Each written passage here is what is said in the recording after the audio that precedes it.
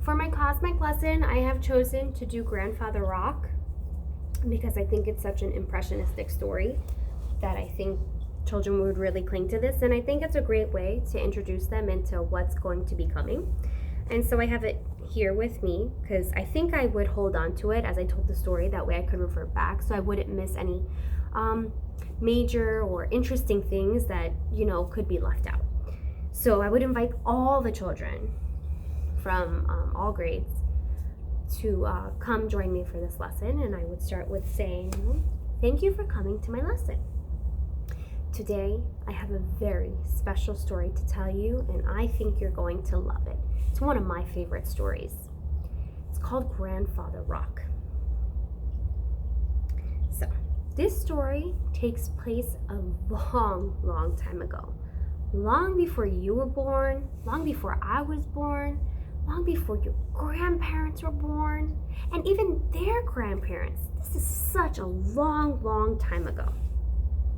So, in fact, it was so long ago that the first people had just come to our country of North America. These were nomadic people, and nomadic means that these people moved around a lot. When they didn't have stuff, they moved to a new home, and that's what they kept doing, so they called them nomadic people. They found their food by hunting animals, and they would use every last piece of the animal for something that they needed. They would use the skin to cover them, or they would use the teeth for tools. They used every piece of the animal, and nothing ever went to waste. So there was this boy, and he was the best hunter in all of the land, especially in his tribe. And they were running kind of low on food, and they knew that they were going to have to move soon. So they asked the boy, since he was such a good hunter, could you go out and find us some food today? He said, sure. He got on his satchel, and there he went away to go hunting for food for his tribe to bring back for dinner. And so he did really well that day.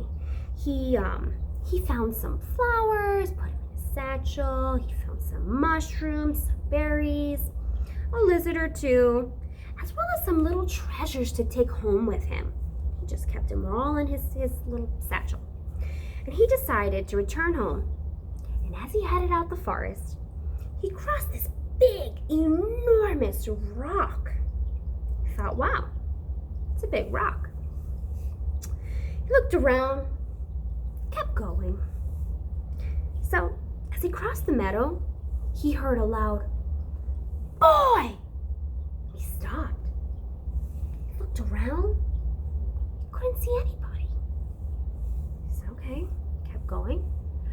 Boy! He turns around and he realizes this sound is coming from the rock. So he walks over to the rock and he says, who are you? And the rock says, I am Grandfather Rock. I have a story for you, but first you must give me a present. So the boy looks at his treasures he's collected, and he decides, you know what? I'll give him this. And I would hold up a feather. It's a beautiful feather. And so the rock told him a story of how the earth came to be. The boy was so excited to hear about this story that he ran all the way home through the meadow, and he told the village. And that night was a great celebration as he told everybody the story about this story that the great rock had shared with him. He was so excited. Everyone was so excited to hear this story. They wanted more. So again, the next day, they sent the boy out again. There he went, traveling, picking up stuff, and hunting, and he did good that day. That day he found a fish, he hunted a fish, he got some berries, a lizard. He got plenty of things to put in his satchel and take back home with him. And he also collected a lot of food for that day. So as he's on his way home, he's walking through the forest, and he hears, boy! He turns around. He looked at the rock right away and he said, please, Grandfather Rock, tell me another story.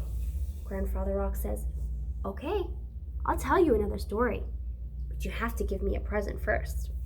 So the boy looks in his satchel and he says, here you go. And it was a seed. So he gives him the seed. And then the Grandfather Rock tells him the story about how animals and plants came to be. The boy loved this story so much, he ran back home to his village and told all his family and his tribe about the story Grandfather Rock had told him that day. Well, they were so excited that they wanted to hear even more. So they insisted the boy go out once again, hunting, finding food for the family, and bring them back stories. And so he did. The boy wandered through the forest, through the meadow, hunted their food, got some real good food for that night, fed them really well, put some berries in his purse, in his satchel, put other things in, and then as he's walking back, he hears, boy! He turns around. It's Grandfather Rock. He says, I'm ready for another story. So Grandfather Rock says, I'll tell you another story, but first you must give me a present. And so the boy pulls out something really special to him. It was a fossil. Gave him a fossil. And so the Grandfather Rock starts to tell him the story about how humans came to be.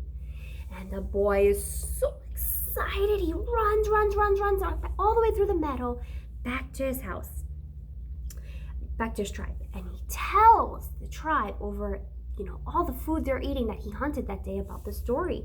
And they're so excited, and obviously they want to hear more. So they send the boy out again the next day. And he did really well the next day. This day he may have gotten a deer to eat. He hunted a fish. He's got lots of food to bring back to them. So he's ready, and he's running through the meadow to go back. And he hears, boy! The boy turns around and says, Grandfather Rock, do you have another story for me?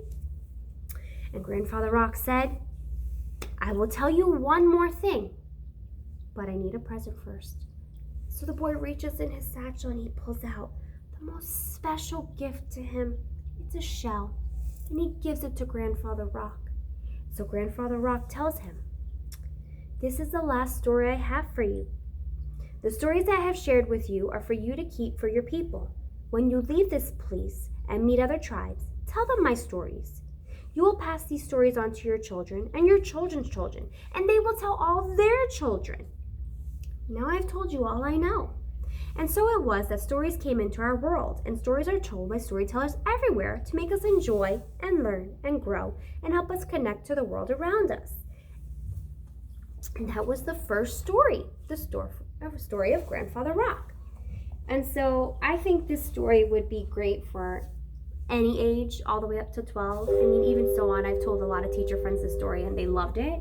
And so this is the first cosmic story that you would tell, and it comes before the creation stories.